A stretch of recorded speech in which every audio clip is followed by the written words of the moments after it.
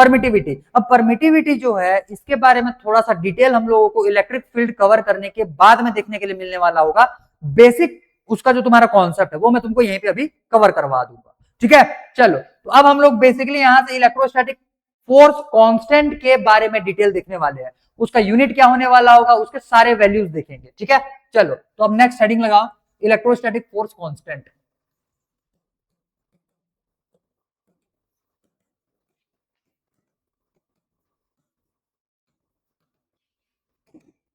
Clear, electrostatic force constant. ध्यान दो, electrostatic force constant जो रहता है इसको हम लोगों ने अभी के निकाला हुआ था, और के का वैल्यू जो रहता है ये होता है 1/4 पाई एप्सिलॉन। मतलब ये ई टाइप से इसको लिखना है, जो लोग पहली बार देख रहे होंगे ई टाइप से लिखना है।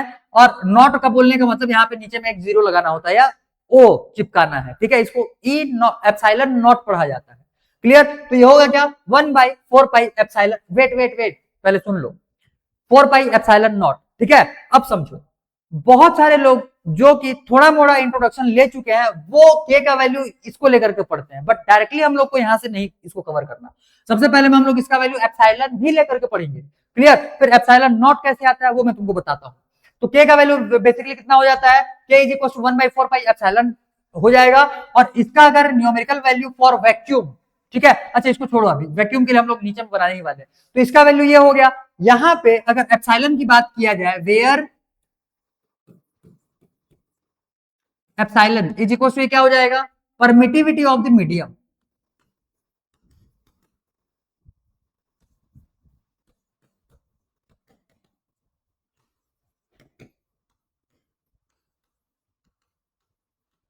परमिटिविटी ऑफ द मीडियम दिख रहा है क्या?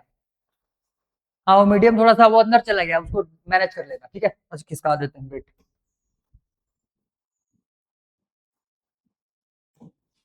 ठीक, where where epsilon is equal to permittivity of the medium. अब परमिटिविटी क्या होता है, ज्यादा बुद्धि ना लगाओ, बहुत ही सिंपल कॉन्सेप्ट में ये समझो, जैसे रजिस्टिविटी होता है। रजिस्टिविटी क्या करता है, चार्जेस के फ्लो को अपोज करता है, मतलब उसको फ्लो होने से रोकता है।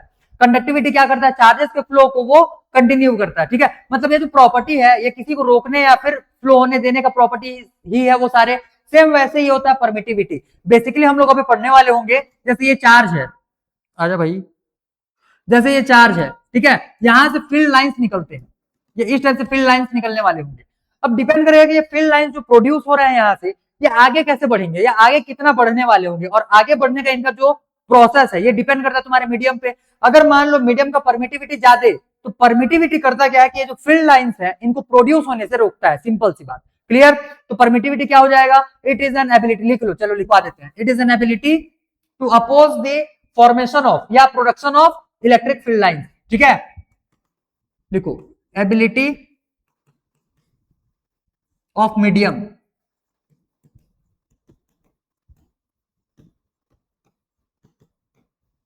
टू अपोज द प्रोडक्शन और फॉर्मेशन ऑफ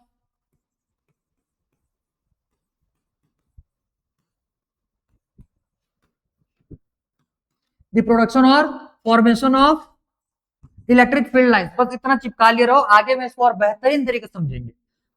मेरे को समझाना भी नहीं पड़ेगा, टॉपिक्स कवर करते हुए तुमको खुद को समझ में आ जाएगा ये, ठीक है। The production of formation of electric field lines,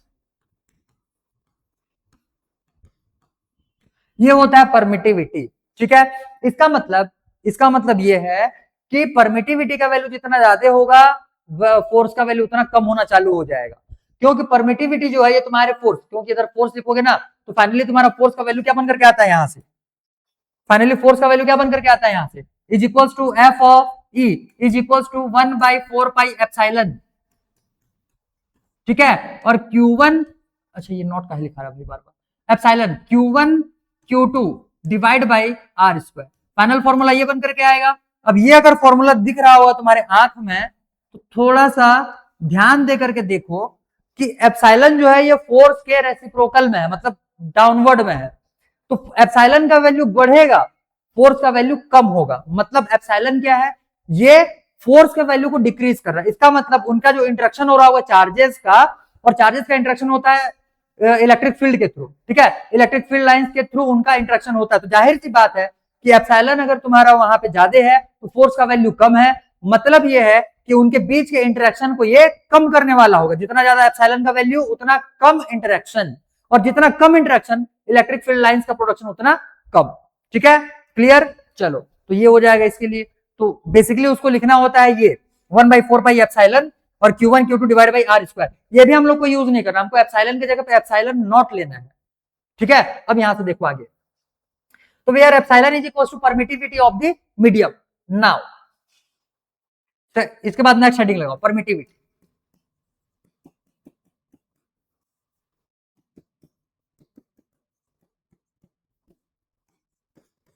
ठीक है, तो परमिटिविटी जो रहता है बेसिकली इसको हम लोग डिफाइन तो नहीं करने वाले, इसका वैल्यू कितना होता है देख लो ध्यान से। एप्सिलॉन इज इक्वल टू होता है epsilon R multiply by epsilon naught. अब ये एप्सिलॉन आर का क्या कॉन्सेप्ट है, तो एप्सिलॉन आर वेयर लिख देते हैं दोनों, where epsilon R is equal to relative permittivity. इसके भी बारे में अभी कॉन्सेप्ट बताऊंगा, क्वेश्चन आता है न्यूमेरिकल। ठीक है, रिलेटिव परमिटिविटी और epsilon naught is equal to permittivity of air या फिर वैक्यूम।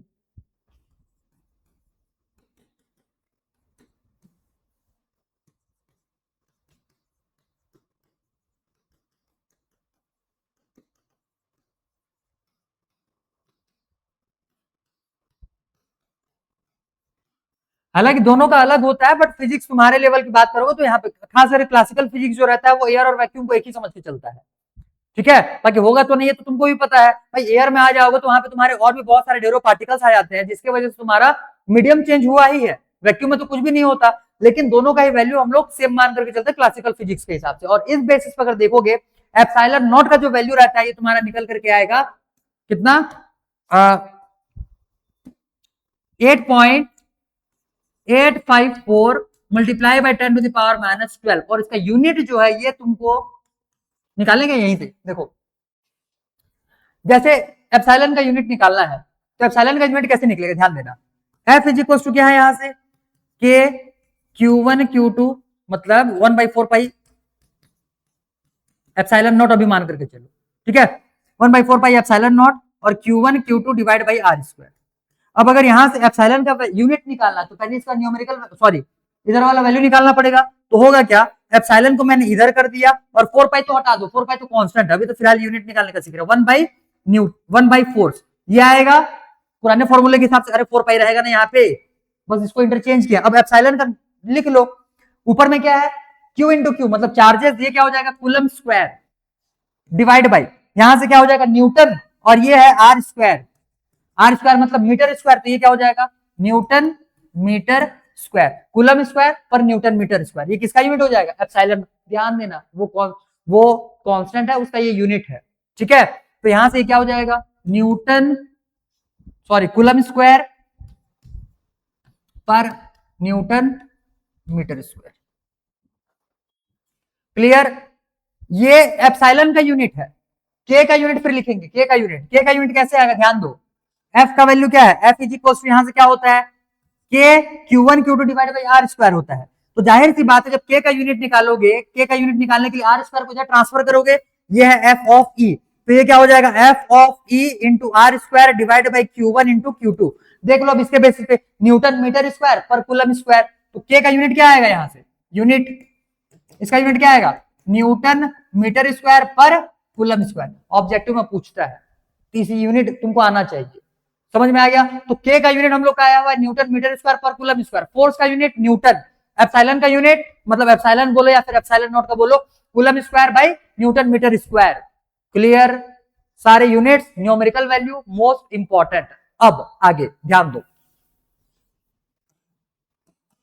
नाउ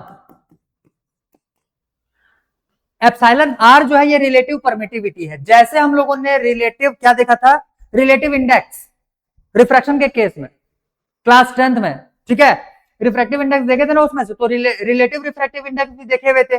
सेम वैसे ये तुम्हारा रिलेटिव क्या है, रिलेटिव परमिटिविटी है। क्लियर, तो रिलेटिव परमिटिव बोलता क्या है, यहां से अगर ई आर निकालोगे, E R is equal to क्या हो जाएगा यहां से, मतलब epsilon R is equal to हो जाएगा epsilon divide by epsilon naught. इसका मतलब है कि एयर या फिर वैक्यूम के कंपैरिजन में जो परमिटिविटी है वो किसी मीडियम में कितना होगा, कितना टाइम ज्यादा होगा। तो एक चीज यहां पे नोट करके लिख लेना, एक चीज नोट करके लिख लेना, एप्सिलॉन नॉट और एप्सिलॉन एम कहां गया, ये एम मतलब मीडियम, कुछ नहीं है मतलब वो मीडियम है, खाली एप्सिलॉन ले लिए। तो एप्सिलॉन नॉट और एप्सिलॉन, खाली एप्सिलॉन का बोलो या फिर एप्सिलॉन एम बोलो, मीडियम का, इनका यूनिट सेम, वैल्यू नहीं ना, यूनिट सेम। और एप्सिलॉन आर जो होता है ये तुम्हारा यूनिटलेस होता है,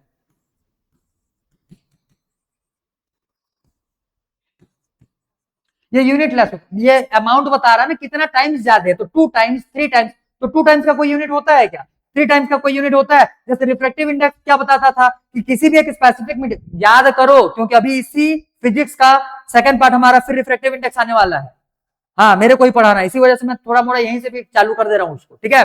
तो रिफ्रैक्टिव इंडेक्स के लिए हम लोगों ने क्या पढ़ा हुआ था कि किसी भी एक मीडियम के कंपैरिजन में दूसरे मीडियम का स्पीड ऑफ लाइट कितना है, तो उसमें टाइम्स में वैल्यू आता था, 2 टाइम्स 3 टाइम्स 2.5 टाइम्स, इस टाइप से वैल्यू आता था। सेम वैसे यहाँ पे ई आर जो है ये बता रहा है कि किसी भी मीडियम में किसके कंपेरिजन, एयर या फिर वैक्यूम के परमिटिविटी के कंपेरिजन में परमिटिविटी कितना है, तो ये कितने टाइम्स को रिप्रेजेंट करने वाला होगा, इसीलिए ये यूनिटलेस होता है, इसका कोई यूनिट नहीं होता, ठीक है, इनके यूनिट्स होंगे, इसका यूनिट नहीं होगा।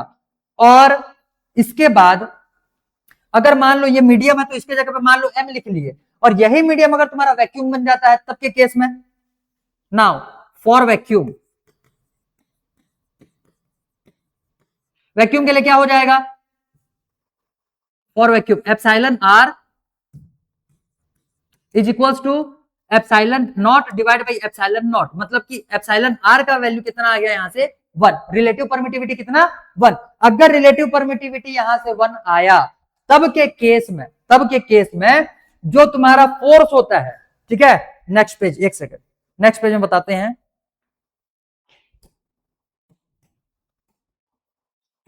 सो फॉर एयर और वैक्यूम,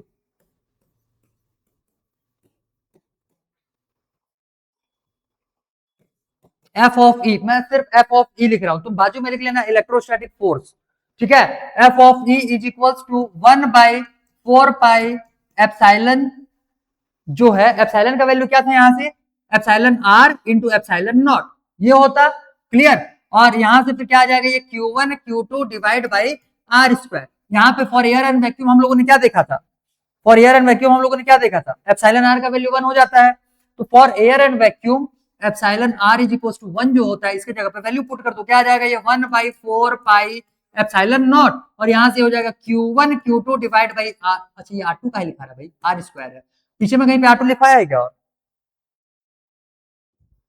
नहीं, और तो कहीं यूज नहीं हुआ है, ठीक है, तो वो आर स्क्वायर है, ठीक है, चलो बहुत बढ़िया। तो इस हिसाब से इसका वैल्यू कितना हो जाएगा, इसका value F is equal to कितना हो जाएगा, 1/4 pi epsilon naught Q1 Q2 divide by R square. और इस केस में भी F E is equal to, इसको हम लोग लिख रहे हैं के, और ये हो जाएगा Q1 Q2 divide by R square. ध्यान देना ये स्मॉल के है, और ध्यान से समझो ये स्मॉल के है फॉर वैक्यूम और एयर, स्मॉल के का जो वैल्यू रहता है डायरेक्ट वैल्यू बता रहा है, वो 8.8 वाला बार बार लिख के थोड़ी सॉल्व करोगे, ठीक है, तो क्या आ जाएगा, ये के का जो वैल्यू रहता है ये 9 multiply by 10 to the power 9 होता है। और इसका यूनिट तो हम लोगों ने पिछले में लिखा था, क्या लिखे थे, पिछले वाले में क्या यूनिट लिखे थे इसका, लिखे थे ना, न्यूटन मीटर स्क्वायर पर coulomb square, newton metre square पर कूलम स्क्वायर। ये वैल्यू तुमको याद रखे रहना है, मोस्टली इसी का यूज करना है तुमको, क्योंकि तुमको देखो अब ये फॉर्मूले में ये लिखो चाहे ये लिखो, ये दोनों तो सेम है। अब के का वैल्यू तुम direct 9 into 10 to the power 9 रख करके सॉल्व कर सकते हो, अदरवाइज एप्सिलॉन का वैल्यू जो हम लोगों ने पिछले में लिखा था 8.854 multiply by 10 to the power -12, उसको ला करके भी जब यहाँ पे पुट करोगे और 4 पाई से मल्टीप्लाई करोगे तो भी तुम्हारा, और 1 से फिर डिवाइड दोगे तो भी तुम्हारा फाइनल आंसर इतना ही आने वाला होगा। तो तुम्हारे पास में दो वैल्यूज है, याद कर लिए रहो दोनों को, ऑब्जेक्टिव में क्या पता पूछ दे कि एब्सोल्यूट, हाँ एक चीज और, एप्सिलॉन नॉट जो है ना परमिटिविटी ऑफ द एयर और वैक्यूम बोलते हैं, इसको हम लोग एब्सोल्यूट परमिटिविटी भी बोलते हैं, इसको क्या बोला जाता है, absolute permittivity, also known as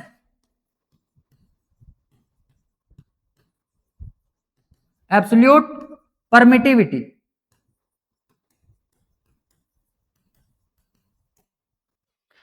ये भी तुमका एब्सोल्यूट रिफ्रैक्टिव इंडेक्स पढ़े हुए थे, एब्सोल्यूट रिफ्रैक्टिव इंडेक्स पढ़े हुए थे, बस वैसे ही ये क्या है तुम्हारा एब्सोल्यूट परमिटिविटी है। ठीक है, बस